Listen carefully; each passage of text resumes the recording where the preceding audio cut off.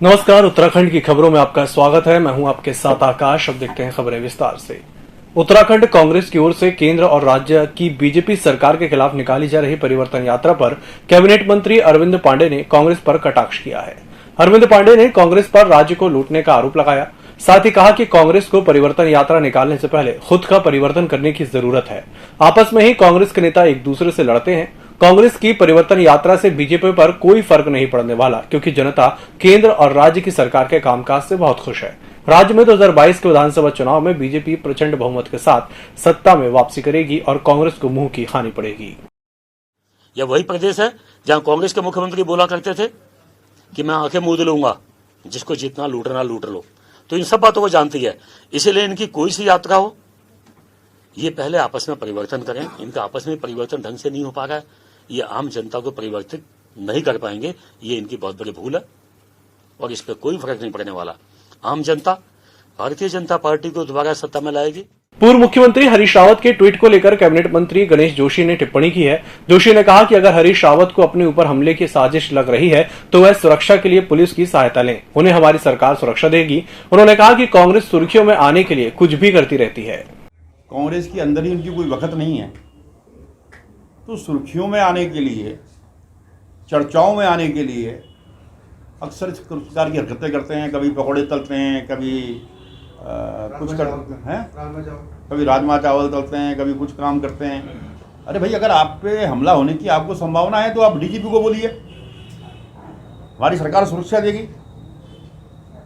सरकार नहीं सुनती तो आपके पास एक कोर्ट बड़ा माध्यम से आप कोर्ट से कहिए कि सरकार से हमने सुरक्षा की बात की, सरकार ने सुरक्षा नहीं दी। मात्र सोशल मीडिया पे आने के लिए, मात्र सुर्खियों में आने के लिए आप जो मर्जी चाहे बोल देते हैं। लेकिन उत्तराखंड की जनता आपको जान चुकी है और पहचान चुकी है कि आप जब मुख्यमंत्री थे आपने किस प्रकार के काम किए, इसलिए इस प्रकार की बातों से। और दूसरा, मैं तो उन पर टिप्पणी करना भी उचित नहीं समझता हूँ, लेकिन आपने सवाल किया तो मैंने जवाब दे दिया। अरे भाई, आपको वो है तो आप सुरक्षा मांगिए ना। आप सोशल मीडिया से क्या कहना चाहते हैं?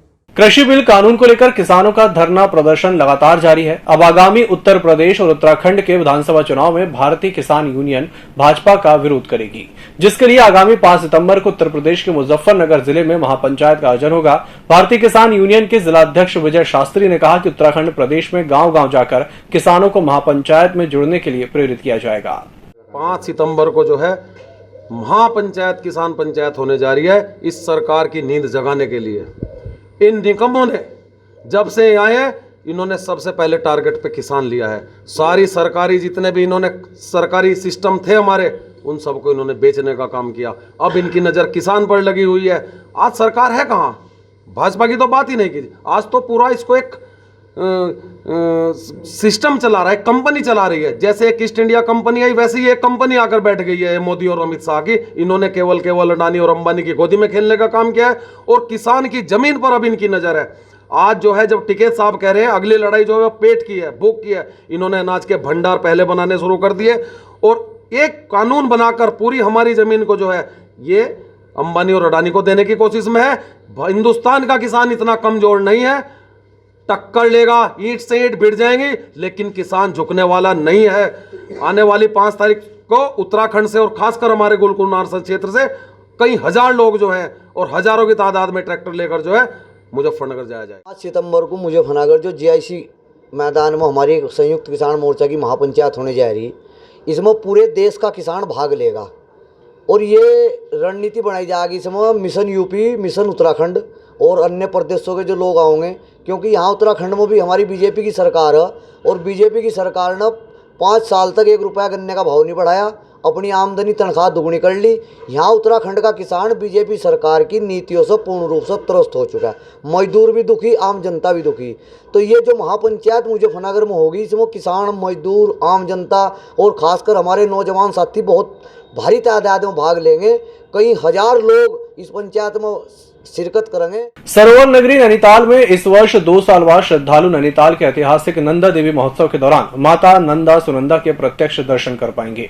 इसको लेकर प्रशासन ने एक नई पहल शुरू की है, जिससे श्रद्धालु बड़ी बड़ी स्क्रीन पर महोत्सव का सीधा प्रसारण देख सकते हैं। डीएम धीराज गर्ब्याल के द्वारा महोत्सव की आयोजक संस्था श्री राम सेवक सभा और नंदा देवी मंदिर का प्रबंधन करने वाली अमर उदय ट्रस्ट के पदाधिकारियों के साथ हुई बैठक में ये तय हुआ है। नंदा देवी महोत्सव नैनीताल में 11 सितंबर से 17 सितंबर तक आयोजित किया जाएगा और आज सम्मानित जिलाधिकारी नैनीताल श्री धीरज गर्ब्याल जी ने राम सेवक सभा के साथ अन्य प्रशासनिक अधिकारियों के साथ महत्वपूर्ण बैठक की और बैठक में निर्णय लिया गया कि सभी श्रद्धालु जो मां नंदा सुनंदा के दर्शन करना चाहेंगे उनको सभी को कोविड नियमानुसार दर्शन कराए जाएंगे और साथ ही जो सभी धार्मिक अनुष्ठान है वो पूरी रीति रिवाज से संपन्न होंगे और कार्यक्रम का उद्घाटन 11 तारीख को होगा और ये सब बाकी के जो अन्य कार्यक्रम हैं वो सांकेतिक रूप से और पूर्ण धार्मिकता के आधार पर किए जाएंगे। साथ ही छोलिया नृत्य दल को भी इस कार्यक्रम में आयोजित किया जाएगा। बड़े बड़े स्क्रीन्स लगाए जाएंगे जिससे लोग सीधे प्रसारण के माध्यम से और इन बड़ी स्क्रीनों के माध्यम से मां नंदा सुनंदा के दर्शन कर सकेंगे। उत्तराखंड कांग्रेस कल से केंद्र और राज्य की बीजेपी सरकार की नीतियों के खिलाफ परिवर्तन यात्रा की शुरुआत करने जा रही है। इस संबंध में कांग्रेस पार्टी ने परिवर्तन यात्रा को लेकर रूट प्लान भी जारी कर दिया है। इसके तहत 3 सितंबर को खटीमा स्थित शहीद स्मारक पर राज्य आंदोलनकारियों को श्रद्धांजलि देने के बाद कार्यक्रम की शुरुआत होगी। परिवर्तन यात्रा के पहले चरण में उधम सिंह नगर और हल्द्वानी की तराई वाले क्षेत्रों में परिवर्तन यात्रा को अभूतपूर्व प्रतिसाद मिलेगा।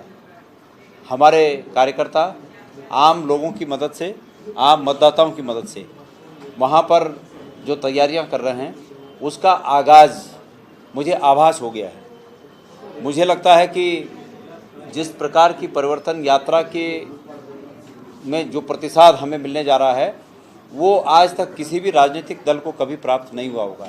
एक अभूतपूर्व यात्रा की, राजनीतिक यात्रा की शुरुआत वहाँ पर हो रही है। मैं अपने सभी कार्यकर्ताओं को बहुत बहुत शुभकामनाएं देना चाहता हूँ। एनएसयूआई ने देहरादून में उच्च शिक्षा मंत्री डॉक्टर धन सिंह रावत का पुतला दहन किया और मंत्री के इस्तीफे की मांग की। एनएसयूआई के अध्यक्ष मोहन भंडारी ने कहा कि उत्तराखंड मुक्त विश्वविद्यालय में गोपनीय तरीके से हुई 56 भर्तियों की उच्च स्तरीय जांच की जाए और मेडिकल कॉलेज में एमबीबीएस की बढ़ाई गई फीस को वापस लिया जाए।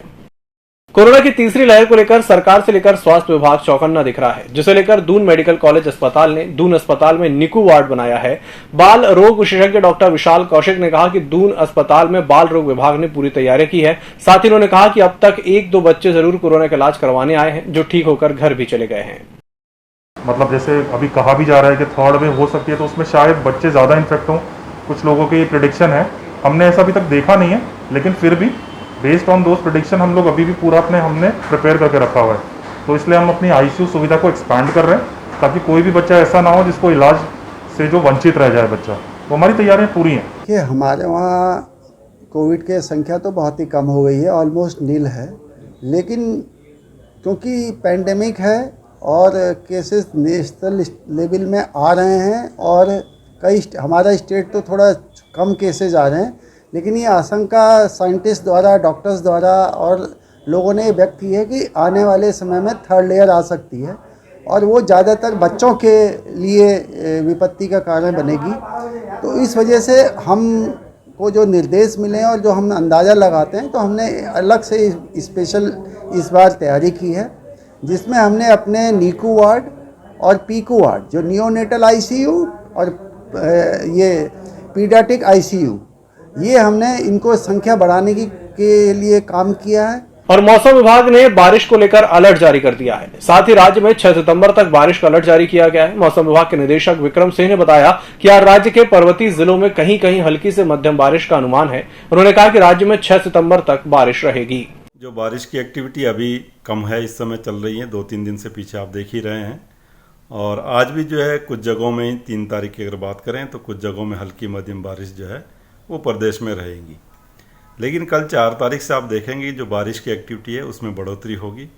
तो 4, 5, 6 और 7 तारीख तक की अगर बात कर लूँ, करीब 8 तारीख तक भी जो है, तो ये आगे जो 3 से 4 दिन आने वाले हैं, 4 तारीख से लेकर 7 तारीख तक खासकर अगर बात करें तो जो बारिश की एक्टिविटी है वो बढ़ेगी। डिस्ट्रीब्यूशन की अगर बात करें तो मैं ये कहूँगा कि अनेक जगहों में 4 तारीख में और फिर 5, 6 और 7 तारीख की अगर बात कर लें तो उसमें जो है ज़्यादातर जगहों में हल्की से मध्यम बारिश जो है वो देखने को मिलेगी। इस बुलेटिन में फिलहाल इतना ही। इसी के साथ मुझे दीजिए इजाजत। नमस्कार।